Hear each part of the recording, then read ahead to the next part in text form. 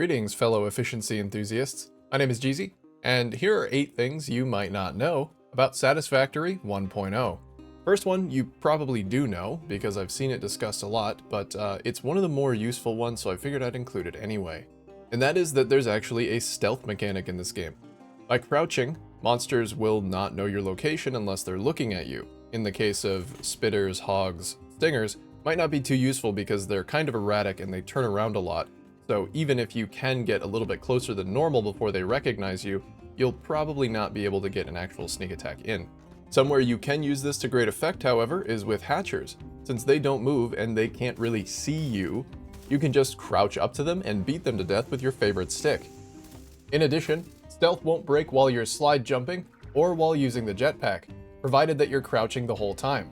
And using these two mechanics in conjunction with one another can get you right up to even an elite hatchery without them ever knowing that you were there. Stealth will, however, break if you use a parachute, even if you are holding crouch. But don't worry, if you are still early on in the game and you've not unlocked the jetpack yet, the parachute can have its uses. That leads me right into the next thing, and that's that the parachute isn't just for going down. By aiming yourself towards certain geometry in the world, you can use the parachute to climb cliffs that you would otherwise be completely hindered by early in the game. It can take some time to identify which geometry can be abused in this way, but once you do, you'll be climbing cliffs in no time.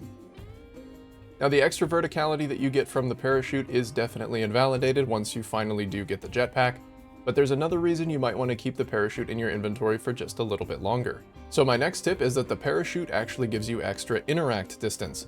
This is especially useful when you're trying to mass paste signs on the outside of a building, especially vertical ones like this. And don't tell Coffee Stain I told you this, but it can also be used to interact with slugs, sloops, and mercer spheres locked away inside destructible environments before you have access to nobelisks. Using both a parachute and a jetpack, however, can be cumbersome. If you have more equipment in your inventory than you can equip at one time, you'll see this equipment shortcut section at the top. These slots are actually aligned with your number keys. And in the case of a dedicated slot item like a parachute or the jetpack, which only goes on the back, pressing whatever hotkey is associated with that item will just swap between them. You can also use this to quick switch things in and out of your hands. It will, however, always swap with the top left hand slot. Did you know that conveyor lifts can be made extra small by having a sending and a receiving belt on either end ready to attach to the lift? You'll know you've done it right when half of the ghost disappears. This can be very useful for connecting belts that are only one stacked conveyor away from each other, rather than having to adjust the elevation of the belts to meet the needs of the lifts. Did you know that you can place signs and pillars alongside beams to get them in a configuration that they normally wouldn't allow? I use it to set up monitor banks to manually track outputs from my factories, like I've done over at my oil rig. I also use that trick to put together this clock. If you want this one, I'm including the blueprint file for it down in the description. Many of you already know about the Colors tab in the Customizer, but did you know that you can place things pre-painted?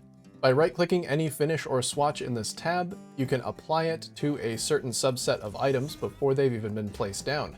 This is great for when you have a certain color scheme picked out for a factory before you've started building it and don't want to come back and paint everything later.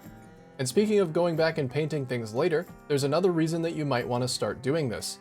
And that's because making alterations to a paint swatch in the Customizer will retroactively change the color of anything that's been painted using that swatch. Now, what does this mean? Well, any building that I've used this red and black swatch on, I can change to green if I want to. And in case you've had the foresight to color code an entire factory with 1 or 2 swatches, all it takes is a couple of alterations within the swatch menu, and you can change up the entire feel of a factory. I've noticed the more things you try to do this on at once, the longer it takes, but a simple save and reload could get everything looking the way that it's supposed to. I've got one more exciting paint fact for you before I go. When setting up a color swatch, you can actually type a +10 or a -10 manually within the field to the right. Normally, it won't let you go below 0 or above 1. The most interesting use I've found for this is when adjusting the saturation value, you can get things that you wouldn't normally be able to get, like very vibrant colors or pitch blacks. One last little bonus tip that I didn't feel comfortable adding to the total count because it is quite insignificant unless you're like me and care about the minutia of factory decoration. Did you know that full frame windows and frame walls actually have 2 modes? For the frame walls, it makes sense because they are offset slightly, but for the full frame windows, they don't appear to change at all, until you attempt to overlap one with a pillar or similar. So if you're trying to place down a full frame window and you're noticing that it's clipping into the thing that you're trying to place it next to, try rotating it.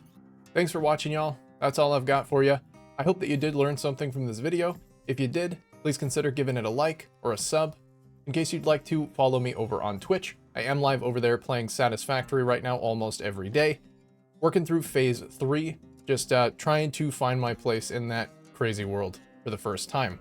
The blueprint for that clock that I mentioned earlier will be down in the description, hosted on a Google Drive, as well as the music in this video, all from a neat little game called Hardspace Shipbreaker. I'm going to link the YouTube video as it's found a permanent place in my Satisfactory Tunes playlist, as well as the Steam store page for it, as it's seemingly the only place where you can actually buy the OST for yourself. Last but certainly not least, thank you for pushing me over 600 subscribers already. Y'all are crazy. I love you. Thanks for being here. And as always, I'm Jeezy, and I'll see you in the next one.